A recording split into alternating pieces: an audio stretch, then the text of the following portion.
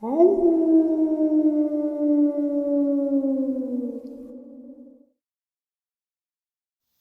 greetings and salutations, everyone. I do hope everyone is still doing well, and welcome to today's bonus upload. Before we jump into it, a couple quick links.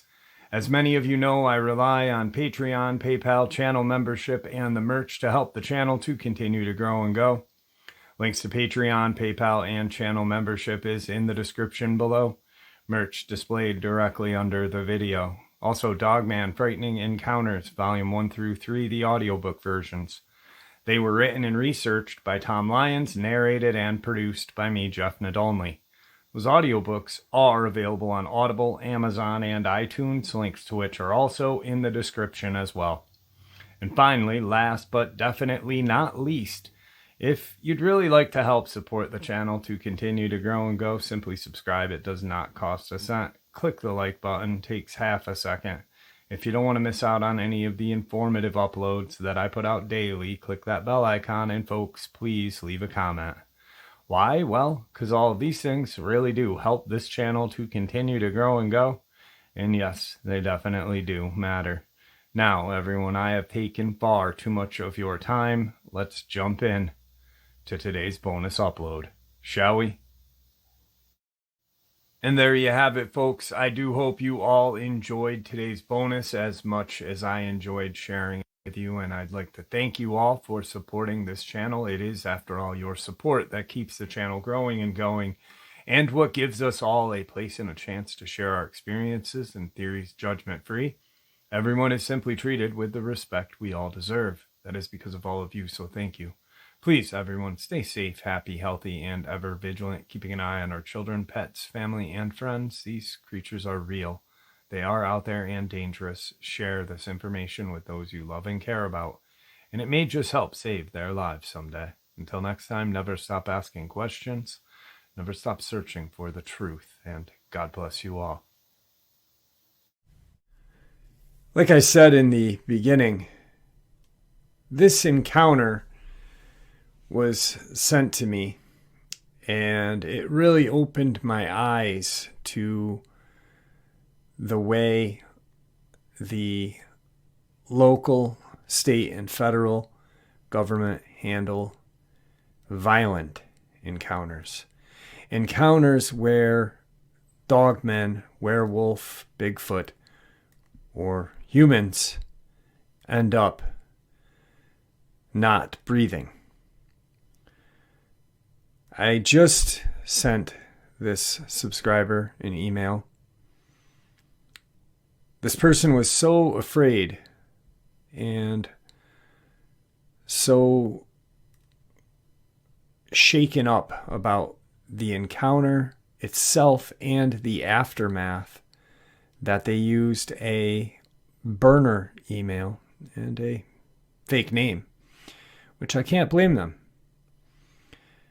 But it shows us how these violent encounters are handled in state and national parks, and how easily they are swept under the rug. In the first week of May 2020, I had an encounter that I'm still having problems coming to terms with. Due to reasons I will explain in my experience, I am not comfortable giving my name or the details of exactly where this happened. I'm a pretty normal guy living in Delaware on the border of southeastern Pennsylvania. I'm a lover of the outdoors, and in the past few years, I have not had any time to really get out into nature and get my much-needed dose of the natural world. In 2019, I opened my own online business, and due to the recent COVID-19 pandemic and the whole world being stuck at home on their computers, my sales tripled the first half of this year.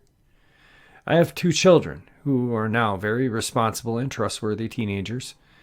My girlfriend works at a local hospital and is considered an essential worker, so the pandemic has kept her very busy this year. I turned 40 this year, and for the first time in my adult life, I had some time on my hands and was itching to get away from civilization. I had an internet hotspot router built into my SUV that works almost anywhere, no matter how remote. So with a laptop, I figured I could work from the road and take a few days to go fishing and breathe some much-needed fresh air.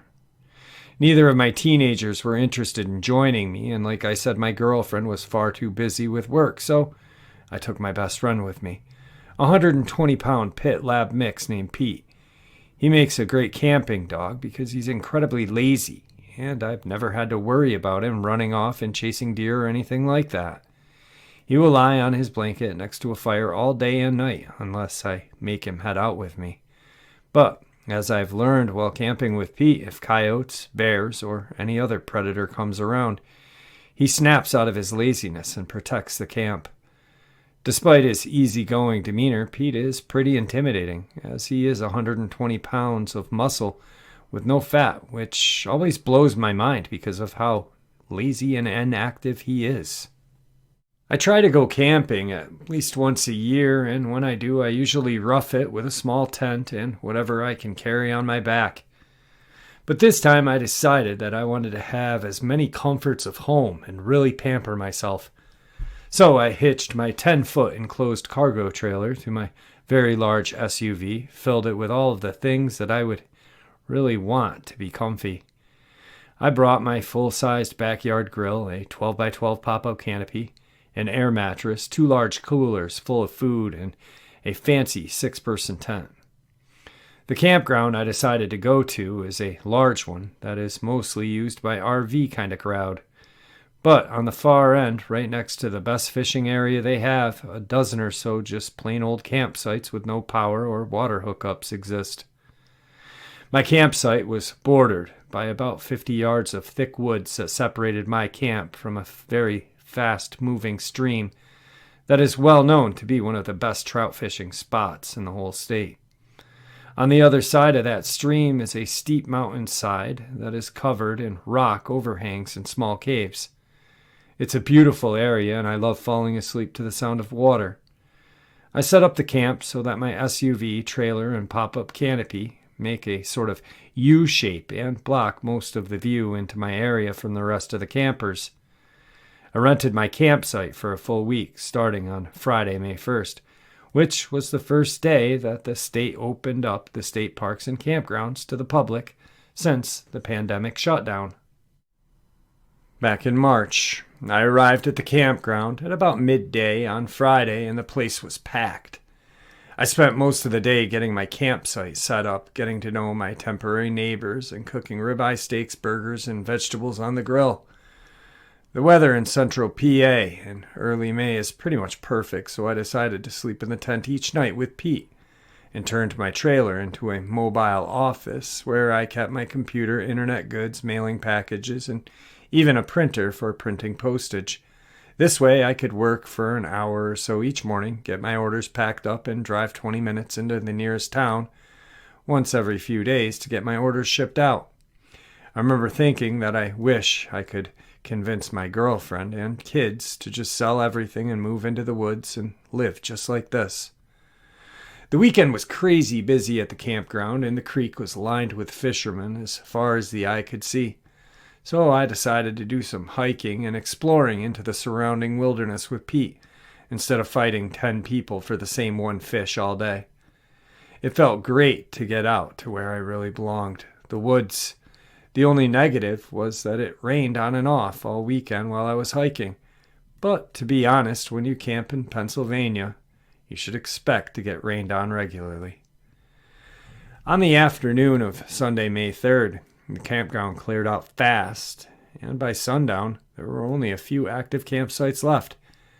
I had gotten to know the 2 guys in the campsite directly next to mine, so we hung out for a few hours a night while I drank hot tea and they smoked joints like they were cigarettes.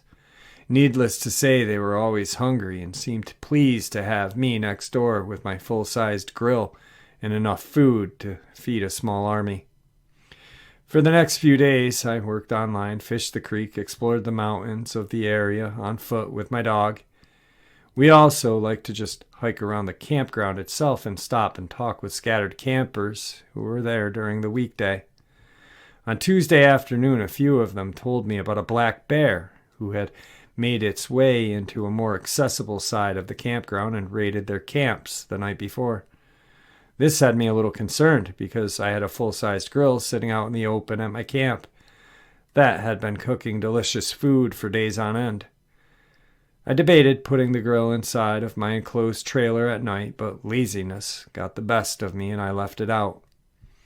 Central Pennsylvania has a rather large black bear population, and I was already aware of this. So, at night, I slept with my Mossberg Maverick 88 12-gauge shotgun loaded with double-aught buck in the tent with Pete.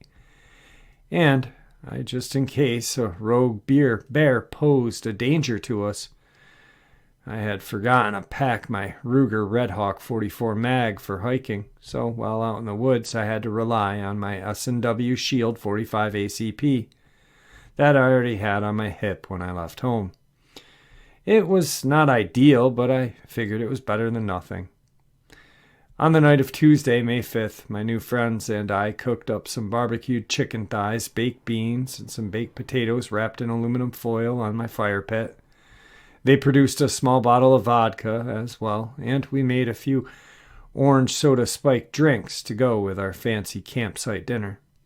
All the food and drinks combined with too much fun had worn us all out a little. So we parted ways and got ourselves prepared to crash for the night. A night that would prove to be the most terrifying night of our lives. At about 10 p.m., I loaded 4 shells of buck into my 12-gauge. Got my tent all squared away and lied down in the tent with my dog next to me on his bed and blanket. I put some Citizens Journalist news on my phone and put one headphone in my right ear and kept my left ear clear to listen to my surroundings and to enjoy the sounds of nature. My tent was pitched close to the tree line with the rear of the tent facing the woods. The noise of the frogs and insects at night was super loud, and this is a kind of song that puts me to sleep better than any lullaby ever could. The next thing I remember is waking up and my eyes popping open to some kind of howl metallic noise outside of my campsite. I lied there perfectly still with my heart slamming from a quick spike of adrenaline that flooded my veins. Then bang! I heard the lid on my grill slam shut. I had stuck my fairly bright solar-powered motion light on the side of my trailer that lit up my small U-shaped courtyard area with vehicles and tents. My tent was facing the open part of the U, and I could see that my motion light was on, and someone or something was moving around my camp, casting shadows as it went. I looked at Pete to my right, and he was still lying down, but his head was up, and his eyes were as big as ping-pong balls. He was clearly hearing what I was hearing, but I found it strange that he was silent. It was then that I noticed the usual deafening noise of frogs and insects in the woods behind me was not there. Then I heard whatever it was breathing. It was a hoarse, deep breathing. That was when I thought to myself, bear. I could hear it walking around, thump, thump, thump. And next, I heard it at my trailer pulling at the side door trying to get inside, so I sat up and grabbed my shotgun. One thing about black bears is that they are not the bravest animals, and any man-made noise will almost always make them run for their lives, so I racked the slide of my shotgun as loud as I could and chambered a shell. Instead of running off, the creature stopped moving and went silent. I could feel the fear building up inside of me as I pretty much held my breath and listened. To my horror, it started walking toward my tent. It was then that I saw its shadow take shape as it drew closer. It was on 2 feet and apparently huge. I sat there in terror and disbelief as it came right up to the front of my tent, breathing like a giant monster. I said out loud, "Whoever you are, I have a 12-gauge pointed right at you. So, you had better sound off who you are." Right then it leaned forward, right up to the tent, and let out the most terrifying and deep growl I had ever heard in my life. At that moment, Pete whined softly and cowered his head down. It was then that the shadow of its head was clearly visible. It had a giant head of a wolf with 2 pointed ears. As it was growling at me, I could hear my neighbors talking to each other, and one of them shined a flashlight on the creature. When the light hit the side of the creature's face, I saw the eyes light up like a golden LED. It turned its face toward the flashlight, and I could hear the man gasp and say, "What is that?" Then it turned its attention back to me and growled again. I decided that if I didn't do something, this thing was going to kill us, so I lied back onto my sleeping pad, took aim at the shadow of this monster's head, and pulled the trigger. What followed was complete and total pandemonium. The monster screamed and roared at the same time. It was like the death scream of a woman mixed with the roar of a large lion. Pete finally snapped out of his fear, jumped up, and started barking ferociously. The thing ran off, and from what I could tell from the loud thump, it ran straight into my trailer. I clambered up and quickly unzipped my tent and poked my head outside to see. It got up on its feet, then ran right into the picnic table and did a flip onto the ground. It started grabbing its face and thrashing around. I could see that there was blood everywhere on the trailer. I jumped out of the tent while chambering another shell. I aimed as best as I could with my whole body shaking violently. And right as it started to get up again, I shot a second time. Now, I'm not entirely sure that I hit it the second shot. It stood straight up. I pumped the gun and shot again. The third shot dropped it again. I was so terrified and taken back at how tall it was when it stood up that I tripped over my own feet and fell backwards. Just then I heard more gunfire erupt behind me and turned to see my neighbor unloading a large revolver into this werewolf-looking thing at maybe 20 yards. The creature was on its side and was kind of running in circles on the ground, gurgling and spraying blood from its face and neck as it gasped. As it was doing this death spiral on the ground, it was moving closer to me. So I tried to pump the gun again and was shaking so bad that it took 3 attempts before the last shell chambered. I just pointed and shot without aiming and could see the hump on its back of its neck rip open and spray blood and flesh all over the place. I was really close to it at this point. The monster stopped flipping out, and its limbs were twitching while its head remained fully animated and flopping back and forth for at least another 10 seconds. I crawled quickly backwards away from it and tried to stand up. I realized once I stood up that I'd been holding my breath the whole time, and when I got to my feet, my vision started to go black, and I fell over again. My new friend ran up and grabbed my arms and started to pull me hard backwards away from this creature. I stood up shaking badly and looked at the guy with the revolver. His eyes were huge and full of terror. When I started looking around, there were at least another 5 people showing up with their same wild-eyed expression. I saw that at least 3 of them had come over with their guns. People were yelling and asking each other what had happened and checking to see if I was injured, because I had blood on my clothes and on my face. It all happened quickly, but as is often told by people facing traumatic experiences, it seemed like it was in slow motion to me. My dog's still barking and going crazy, so I did my best to calm Pete down. When I hugged him, he was shaking as much as I was. Before long, a small crowd had formed, and people were on their phones calling 911. After a minute or so, a few guys and myself approached the thing. As it lay there, still occasionally twitching, we all stood over it saying, "What the?" over and over. Eventually, we all started saying it was a werewolf in disbelief. All at once, people started taking pictures with their phones, mine still in the tent. The wolf man was dead. The top half of its head was basically gone, including both of its eyes and the top of its snout. I assumed that was the first shot I had made from the tent. The front of its neck was completely shredded, and the back of its neck was missing a large chunk of meat. Other than that, it was pretty much impossible to see exactly what other injuries it had sustained, as it was completely covered from head to toe with blood. But we were all pretty sure it had taken buckshot or .357 Magnums to the chest as well. There was a small river of blood running through the camp and right past my tent from the puddle that surrounded this creature. It was a lot of blood. It was on its side, and after a few minutes, we summoned the courage to grab some big sticks and flip it onto its back. It was most definitely a male, as it had a huge set of balls bigger than my fists. It was huge. We never measured it, but it was longer than any man I had ever seen before. It had dog-like legs and weird-shaped paws with a kind of small heel for feet. Looking back, I'm impressed it was able to balance such a big body on feet so small. It had really skinny lower legs and pretty thick upper legs.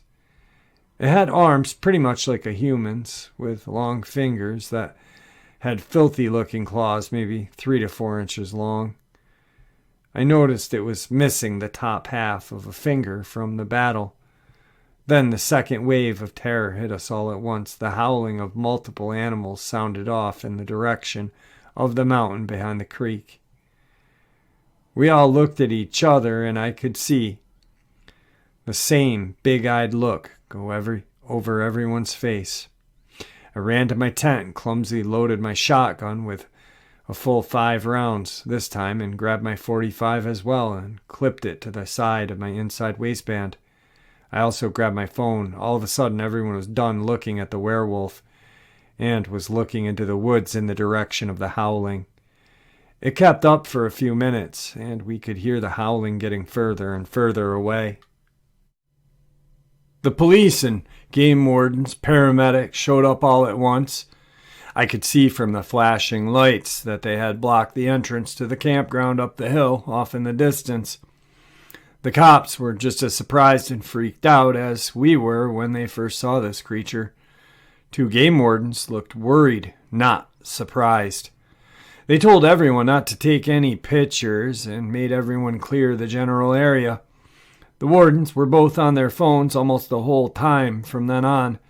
Paramedics cleared everyone and tried to get me to agree to go up to the hospital to get checked out, but I refused.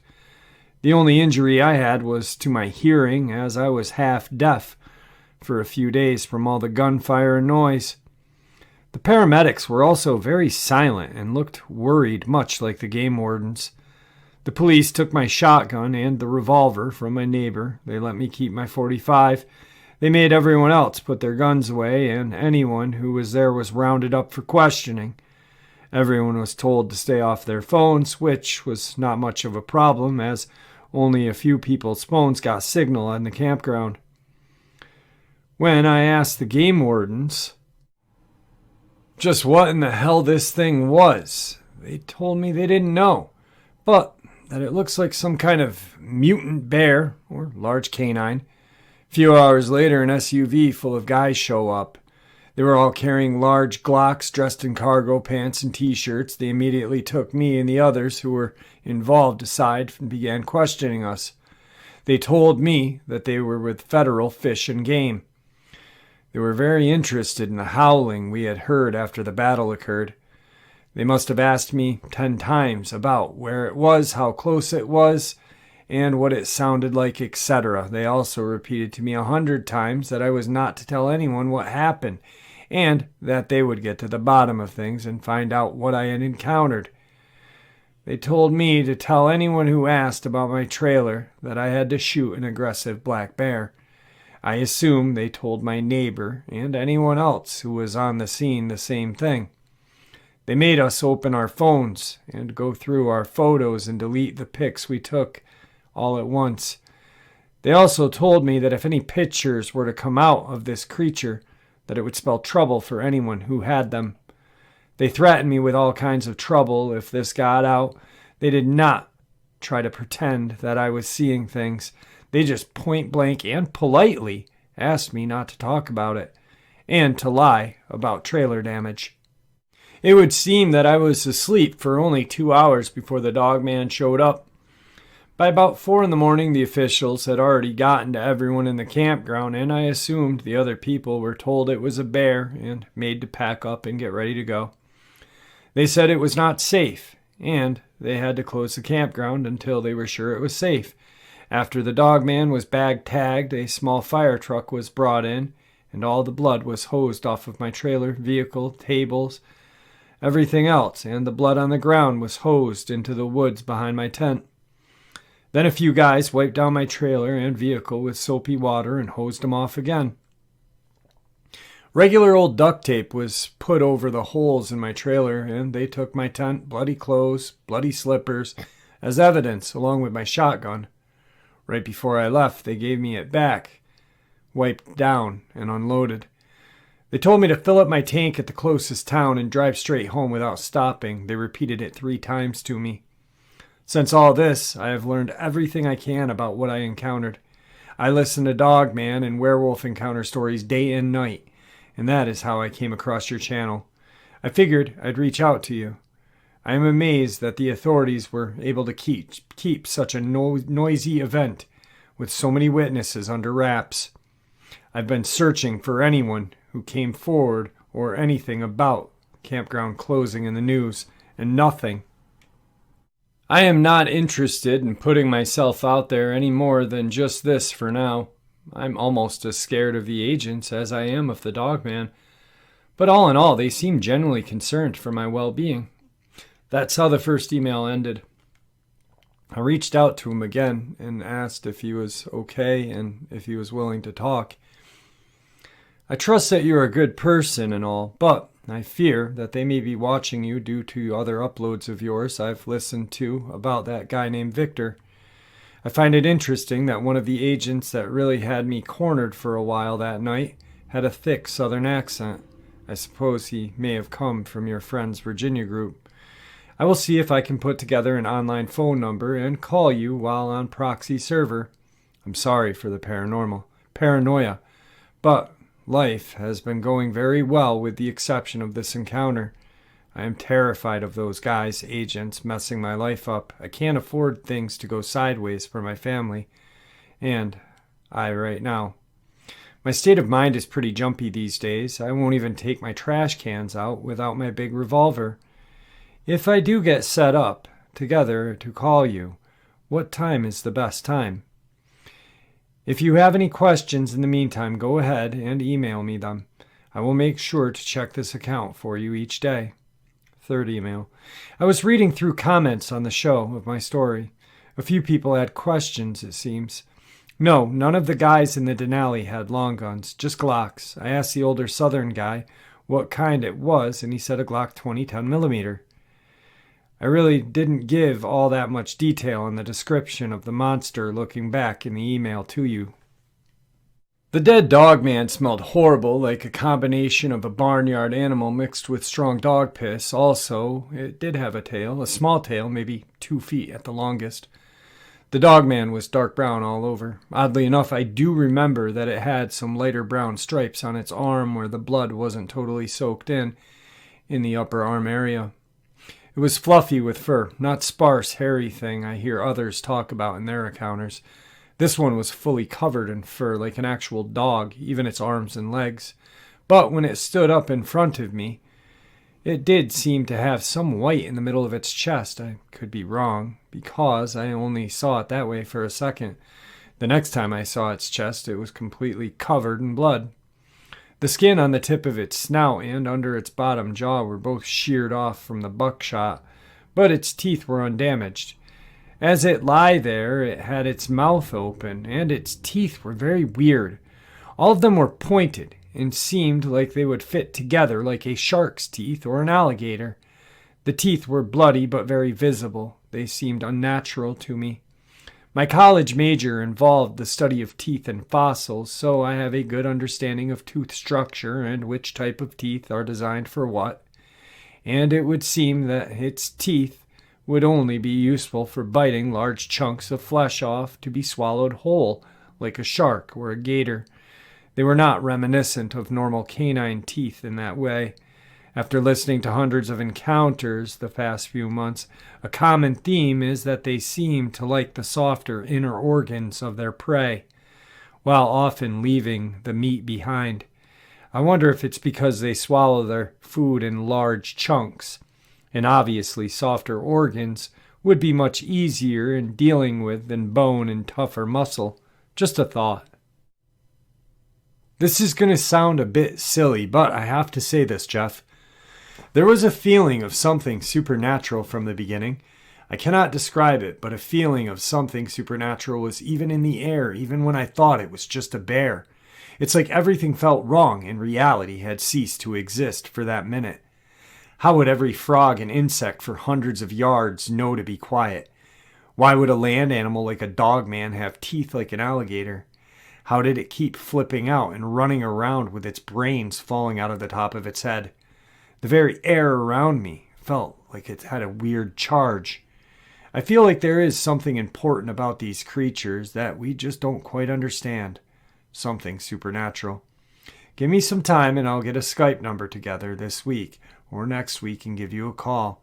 What's a good time and day for you? Fourth email. I've been having weird things going on. Someone has been calling my phone from different international phone numbers and hanging up on me after 10 seconds of silence. I can tell it is a landline by the noise it makes when they hang up. It also lets me know that it's an actual person and not a robocall. A black SUV with a guy who wears a headset with a mic has been outside of my home in early mornings.